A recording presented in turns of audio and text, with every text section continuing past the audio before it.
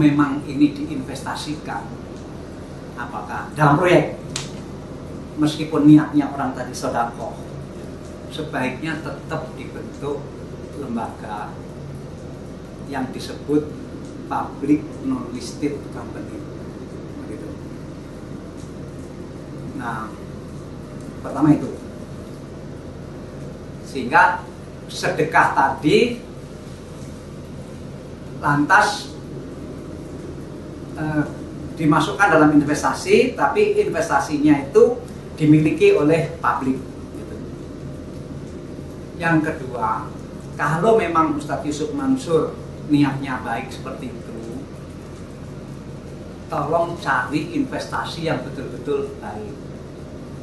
Jangan investasi yang risikonya besar, yang returnnya kecil, yang manfaatnya untuk umat juga kecil.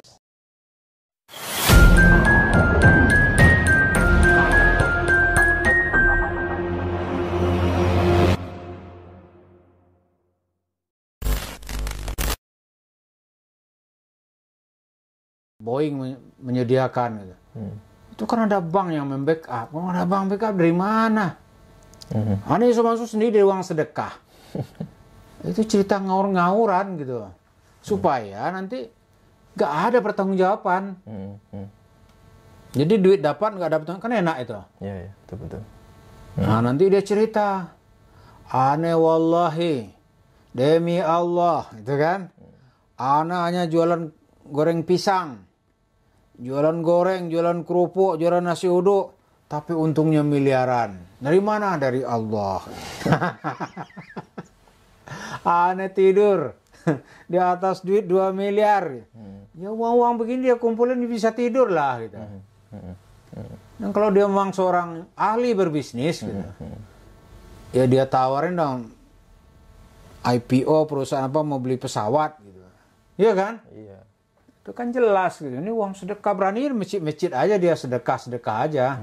Tapi kalau diajak cerita investasi benar pasti dia keok. Oke. Ya, oke. Ustadz Tabrani.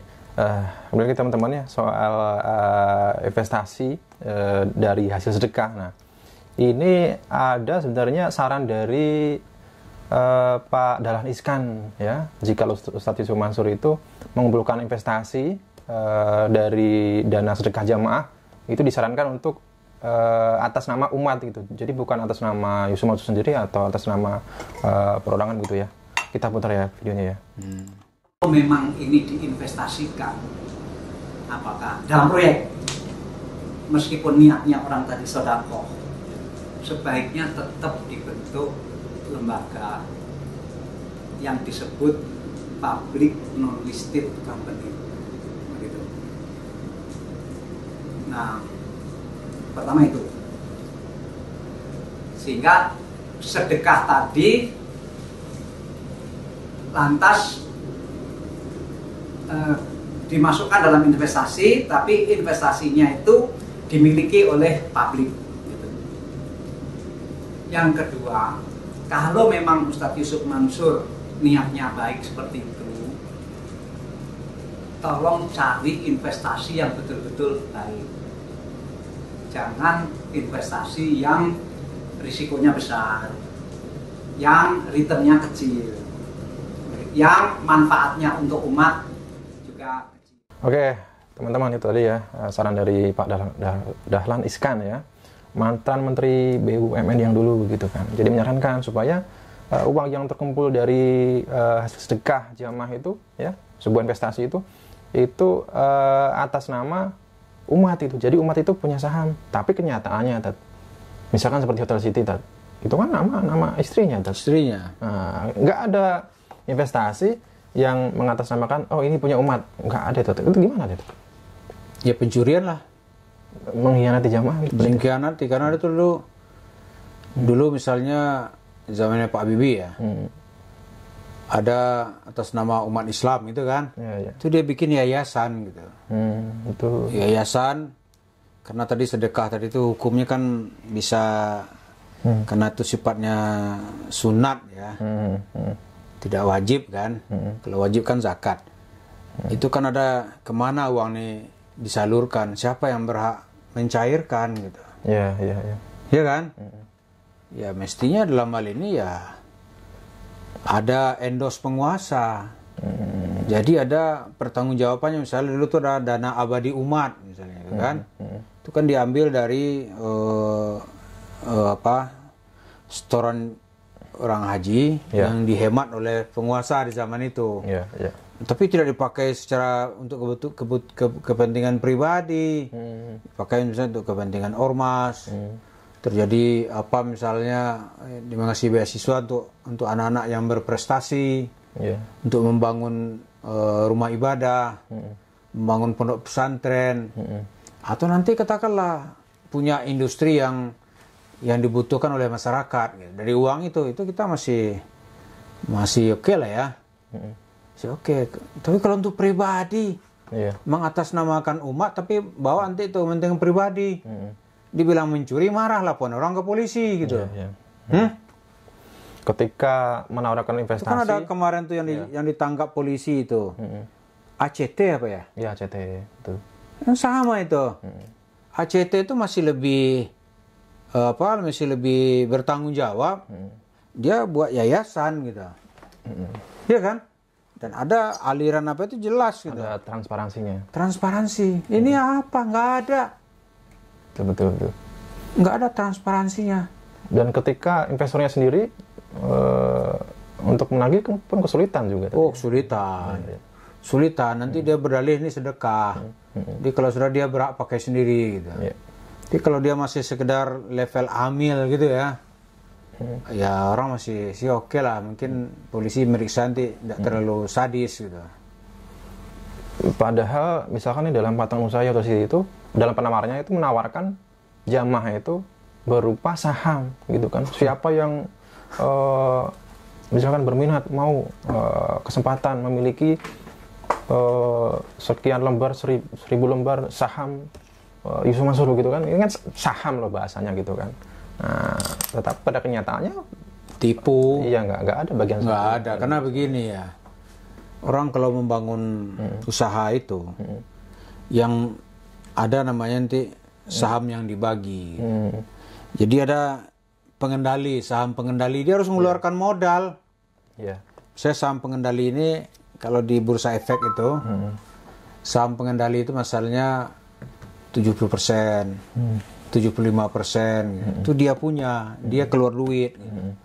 Saya mau beli, katakanlah mau bikin pabrik semen misalnya gitu ya, atau membuat pabrik besi baja misalnya, karena dibutuhkan banyak orang lagi bangun jalan tol. Nah, besi baja itu misalnya modal pendirian dengan operasional misal ya 5 triliun gitu. Itu yang 70% itu sekitar 3,5 triliun sampai 4 triliun itu saya yang ada pengendali. Kalau Yusuf Mansur yang kemana, uang dia yang dipakai gitu. Nah yang 1 triliun ini itu yang dibagi-bagi, misalnya dia membuat itu 10 miliar lembar saham gitu. Ya kan? 7 miliar punya dia. Itu dia keluar duit. Taruh modal gitu. Nah yang lain-lain itu baru misalnya harga selembar 100.000 gitu kan. Ini beli paling murah nanti 100 lembar 10 juta. Tapi tercatat gitu. Dan ketika orang mau keluar itu bisa diambil. Bisa diambil. Ini Sumansur modalnya nggak ada. Dia modal apa nih, modal bacot aja gitu. Nanti tidak akan diurus secara benar. Oke. Kalau misalkan nih dalam bermuamalah atau ya investasi ini kan dalam Islam itu kan harus ada akad yang jelas gitu kan. Selanjutnya yang sudah kita bahas tadi transparansi. Nah kalau misalkan nih dalam potongan usaha tabung tanah, nah ini kan akadnya juga nggak jelas nih, Tat. Beberapa juga nggak dapat sertifikat gitu kan, kemudian nggak ada transparansi, nggak ada kabar gitu kan. Nah ini dalam Islam gimana usaha yang seperti ini gitu kan, katanya syariah tapi garar lah, goror ya Tat ya, garar, tipu-tipu itu. Ada syariat Islam tuh kalau ada unsur penipuan tuh bukan syariat Islam, syariat setan itu. Hah? Atau syariat setan yang dibicarakan dengan orang yang berbaju ustadz, kan bisa aja. Yeah. Saya ketemu dengan beberapa TKI Hong Kong itu ya. Itu kadang-kadang satu miris, mikirnya dia bawa nih. Saya dikasih ini saatnya. Apa ini? Cuma kertas doang. Kertas. Paling tinggi itu brosur lah. Dia dibikin di samping ini. Doang, gitu. Ini nanti bisa dijadikan jaminan bank. Gitu. Aduh, saya bilang, Bu, bank itu yang bisa dijaminkan itu misalnya sertifikat rumah atas nama ibu, itu kan? Kalau ini nggak ada. Oh gitu ya, nggak ada, nih penipu saya bilang. Karena memang janjinya itu muluk-muluk, Tat. Muluk-muluk aja. Misalkan nih, duit udah dikembalikan, nah, nanti masih tetap dapat bagi hasil katanya. Bisa diwariskan gitu, Tat. Jadi cerita akad nggak jelas itu sudah jelas menyalahi syariat. Butang aja kita pakai tertulis kok. Iya, betul. Nah, Sumansur karena otak ifritnya, liciknya itu, dia nggak mau nama dia nampak langsung, misalnya dipakai Koperasi Indonesia Berjamaah. Oh iya, jadi pakai ini ya, tangan-tangan lain gitu ya. Ada layernya gitu. Ada PT ini, ada Koperasi ini. PT-nya juga nggak jelas nanti itu. Padahal kan yang ngajak investasi dia. Dia semua. Iya. Jamaah, Indonesia Berjamaah. Sudah itu kan nanti dia tuh diulur-ulur sampai orang lupa. Iya, oke. Itu aja gaya dia dulu tuh. Ulur-ulur, biar lupa gitu. Oke, Tat, itu terima kasih, Tat. Teman-teman, itu tadi ya bahasan mengenai bolehkah sedekah tetapi untuk investasi ya. Tadi sudah dijelaskan Ustaz Tablik Sabirin. Nanti kita bahas dengan tema yang lain, teman-teman. Kita sekiankan dulu ya. Kita lanjut di video selanjutnya. Wassalamualaikum warahmatullahi wabarakatuh.